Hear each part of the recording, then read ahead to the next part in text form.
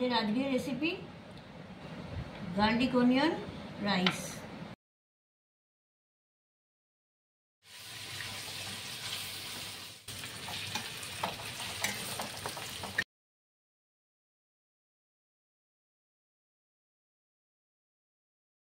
Garlic onion rice করার জন্য আমি এরকম বাঁশকাঠি চাল নিয়েছি। আপনারা এরকম বাঁশকাঠি চাল অথবা জিরাকাঠি রাইস এরকম দিতে পারেন। খুব ভালো গন্ধযুক্ত চাল এখানে লাগবে না, কারণ গার্লিক অনিয়নের জন্য সেসব গন্ধগুলো থাকবে না, তাই এই ধরনের চালই নেবেন। এদিকে জলে ভালো করে ধুয়ে আমি এটা ভাত রান্না করে নিচ্ছি। এটা 90 থেকে 95% সেটা সেদ্ধ করে নিতে হবে। ভাতটা 90% হয়ে গেছে। ভাতটা যখন এইরকম অবস্থা থাকবে তখন নামিয়ে নেবেন। এর বেশি করলে পরে গলে যাবে, ভালো হবে না ভাতটা। যতক্ষণ ভাতটা ঠান্ডা হচ্ছে সেই সময় ওভেনে কড়া বসিয়ে 100 গ্রাম তেল দিয়ে একদম লো ফ্লেমে 2 টেবিল চামচ পাতলা করে কাটা রসুন কুচি একদম মুচমুচে করে ভেজে নিচ্ছি। এইভাবে ভেজে নেব। ওভেনে কড়া বসিয়েছি, কড়াই সেই রসুন ভাজার তেলটাই আছে, সেই তেলেতেই আমি 1 মুঠো চিনে বাদাম ভেজে নিচ্ছি। বাদামগুলো ভাজা হয়ে এসছে, এবার আমি কিছুটা কাজু বাদাম ভেজে নিচ্ছি।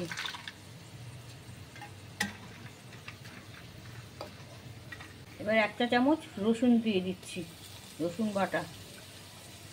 কিছুটা কারি পাতা দিচ্ছি।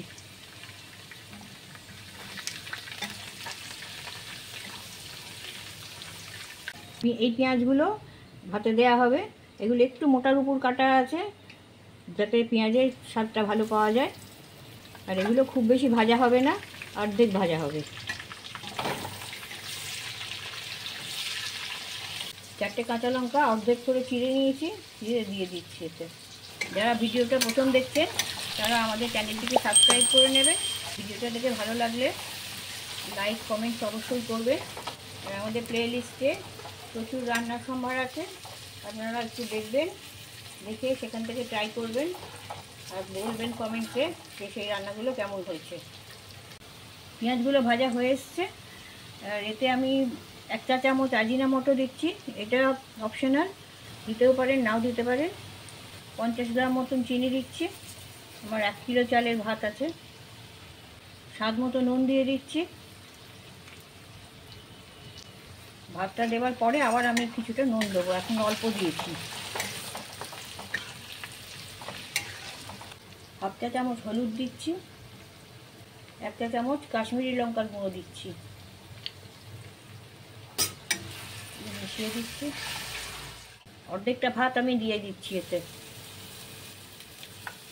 এটা আমি এবার এর সাথে মিশিয়ে নেব। একসাথে ভাতগুলো দিয়ে দিলে ভালোভাবে মিশতো না, তাই অর্ধেক অর্ধেক করে মেশালাম। যদি আমার অল্প চাল থাকতো, অল্প ভাত থাকতো, তাহলে কিন্তু একসাথেই দিয়ে দিতাম। যেহেতু আমার পরিমাণটা অনেকটা বেশি, তো তাই জন্য এইভাবে করছি। বাকি অর্ধেকটা ভাত দিয়ে দিচ্ছি আবার। যেহেতু আমার সেদ্ধর সময় ভাতে নুনটা দেয়া হয়নি, ভুলে গেছিলাম, তাই নুনটা দিয়ে দিচ্ছি আবার। আপনারা যখন ভাতটা করবেন, ভাতটা বসাবেন উনুনে সেদ্ধর জন্যে, তখনই বেশ খানিকটা নুন দিয়ে দেবেন।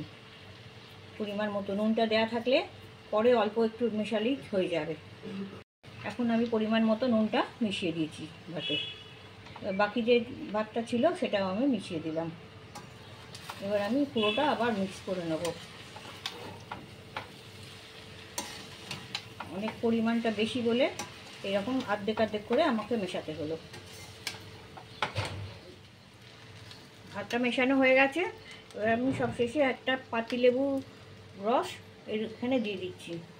একটা গোটা পাতিলেবুর রস আছে। লেবু রসটা সবসময় শেষকালে দিতে হয়, আগে দিলে এটা তেতো হয়ে যেত।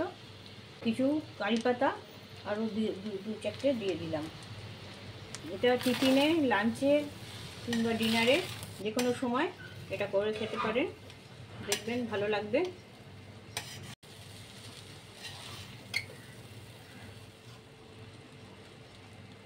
সব শেষে রসুনগুলো যে ভাজা ছিল সেই কিছু ভাজা উপর থেকে ছড়িয়ে দেবেন। এটা আমার হয়ে গেছে গার্লিক অনিয়ন রাইস রেডি।